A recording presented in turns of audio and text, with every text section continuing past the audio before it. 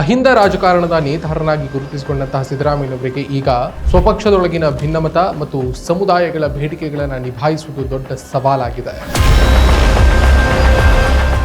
ಸಿದ್ದರಾಮಯ್ಯನವರು ತಮ್ಮ ಸೈದ್ಧಾಂತಿಕ ವಿಚಾರದಲ್ಲಿ ಹಠವಾದಿಯಾಗಿದ್ದರು. ಆದರೆ ಸಿದ್ದರಾಮಯ್ಯ ಅವರು ಅನಿವಾರ್ಯತೆಗೆ ಬಿದ್ದಿದ್ದಾರೆ. ಈಗ ಸಿದ್ಧಾಂತದ ಹಾದಿಯಲ್ಲಿ ನಡೆದರೆ ಅಧಿಕಾರ ಹೋಗಬಹುದು ಎಂಬ ಭಯ ಅವರನ್ನ ರಾಜಿ ಹಾದಿಗೆ ತಳ್ಳುತ್ತಾ ಇದೆಯಾ?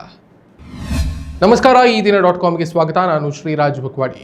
ಕರ್ನಾಟಕ ರಾಜಕಾರಣದ ಇಂದಿನ ಸಂಕೀರ್ಣ ಪರಿಸ್ಥಿತಿಯಲ್ಲಿ ಮುಖ್ಯಮಂತ್ರಿ ಸಿದ್ದರಾಮಯ್ಯ ಅವರ ರಾಜಕೀಯ ನಡೆಗಳು, ದಾವಣಗೆರೆ ಉಪಚುನಾವಣೆಯ ಅಖಾಡ ಮತ್ತು ಮುಸ್ಲಿಂ ಮುಖಂಡರ ಅಸಮಾಧಾನಗಳು ಒಂದಕ್ಕೊಂದು ಬೆಸೆದುಕೊಂಡಿವೆ.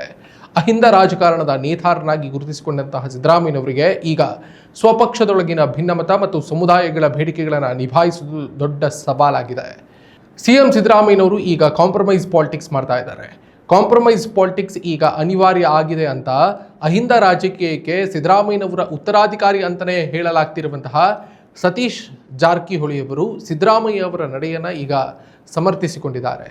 ಸ್ವಾತಂತ್ರ್ಯ ಹೋರಾಟ ಒಂದು ಕಥೆಯಲ್ಲ, ಮರೆಮಾಚಿದ ಹೋರಾಟಗಳ ಅನಾವರಣ. ಭಾರತದ ಸ್ವಾತಂತ್ರ್ಯ, ಕರ್ನಾಟಕದ ಏಕೀಕರಣ ಒಂದೇ ಹೋರಾಟದ ಎರಡು ಮುಖಗಳು. ಜೈ ಹಿಂದ್, ಜಯ ಕರ್ನಾಟಕ ವಿಶೇಷಾಂಕ ಈಗಲೇ ಓದಿ ಹಂಚಿಕೊಳ್ಳಿ. ಸಿದ್ದರಾಮಯ್ಯ ಹಠವಾದಿಯಿಂದ ರಾಜಿ ರಾಜಕಾರಣದತ್ತ. ಒಂದು ಕಾಲದಲ್ಲಿ ಸಿದ್ದರಾಮಯ್ಯ ಅವರು ತಮ್ಮ ಸೈದ್ಧಾಂತಿಕ ವಿಚಾರದಲ್ಲಿ ಹಠವಾದಿಯಾಗಿದ್ದರು. ಆದರೆ ಮುಡಾ ಹಗರಣದ ಆರೋಪಗಳು ಮತ್ತು ಪಕ್ಷದೊಳಗಿನ ಹೈಕಮಾಂಡ್ ಪ್ರಭಾವದ ನಡುವೆ ಸಿದ್ದರಾಮಯ್ಯ ಈಗ ರಾಜಿ ಸೂತ್ರಗಳಿಗೆ ಶರಣಾದಂತೆ ಕಾಣ್ತಾ ಇದೆ. ಉಪಮುಖ್ಯಮಂತ್ರಿ ಡಿ ಕೆ ಶಿವಕುಮಾರ್ ಬಣದೊಂದಿಗೆ ಅಧಿಕಾರ ಹಂಚಿಕೆ ಅಥವಾ ಹೊಂದಾಣಿಕೆ ಅನಿವಾರ್ಯತೆ ಅವರಿಗೆ ಎದುರಾಗಿದೆ. ಇನ್ನು ಶಾಸಕರ ಅಸಮಾಧಾನ ಶಮನಗೊಳಿಸಲು ಮೇರೆ ಮೀರಿ ಸಮಾಧಾನಪಡಿಸುವಂತಹ ರಾಜಕಾರಣಕ್ಕೆ ಅವರು ಆದ್ಯತೆ ನೀಡ್ತಾ ಇದ್ದಾರೆ ಎಂಬ ಟೀಕೆಗಳು ಕೂಡ ಕೇಳಿಬಂದಿದ್ವು. ದಾವಣಗೆರೆ ಉಪಚುನಾವಣೆ ಪ್ರತಿಷ್ಠೆಯ ಕಣ. ದಾವಣಗೆರೆ ರಾಜಕಾರಣ ಯಾವಾಗಲೂ ಕೂಡ ಕುತೂಹಲಕಾರಿ. ದಾವಣಗೆರೆಯಲ್ಲಿ ಇತ್ತೀಚೆಗೆ ಅಂದರೆ ಏಪ್ರಿಲ್ 9ರಂದು ನಡೆದಂತಹ ಉಪಚುನಾವಣೆ ಅಥವಾ ಸ್ಥಳೀಯ ರಾಜಕೀಯ ಬೆಳವಣಿಗೆಗಳು ಸಿದ್ದರಾಮಯ್ಯನವರನ್ನ ಇಕ್ಕಟ್ಟಿಗೆ ಸಿಲುಕಿಸಿದ್ದಂತೂ ನಿಜ. ಮಧ್ಯ ಕರ್ನಾಟಕದಲ್ಲಿ ಅವರ ಹಿಡಿತ ಎಷ್ಟಿದೆ ಎಂಬುದನ್ನು ಕೂಡ ತೋರಿಸುವ ಕಣ ಆಗಿ ಅದು ಬದಲಾಗಿತ್ತು.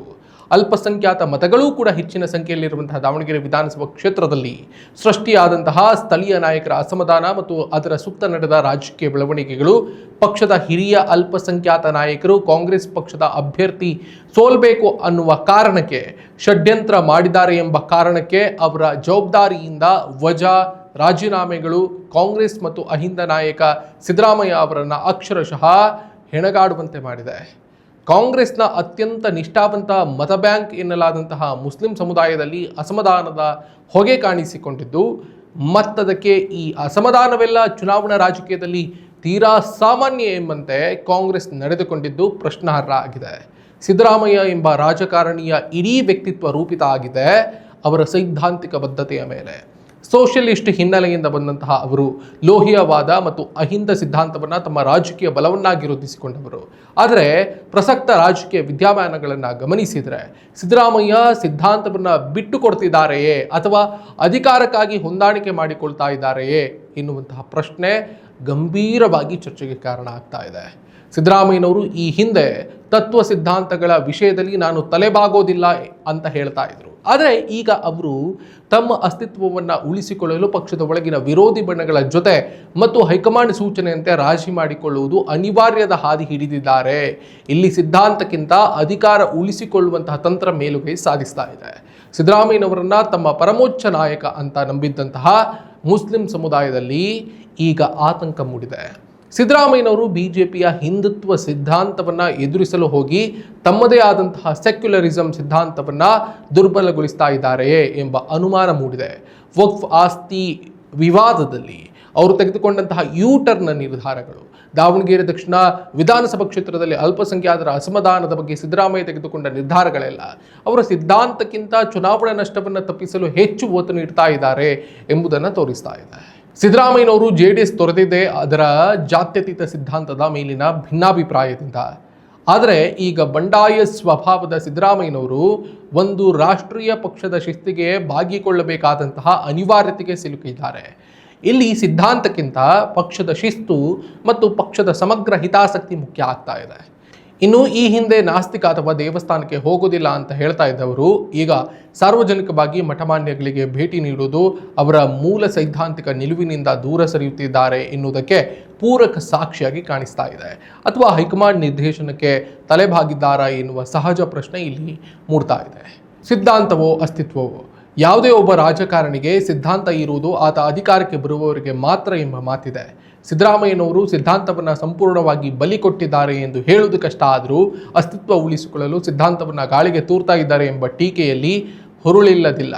ಸಿದ್ದರಾಮಯ್ಯನವರು ಈಗ ಒಬ್ಬ ಸೈದ್ಧಾಂತಿಕ ಪ್ರತಿಪಾದಕನಿಗಿಂತ ಒಬ್ಬ ಚಾಣಾಕ್ಷ ರಾಜತಾಂತ್ರಿಕನಾಗಿ ಬದಲಾಗ್ತಾ ಇದ್ದಾರೆ.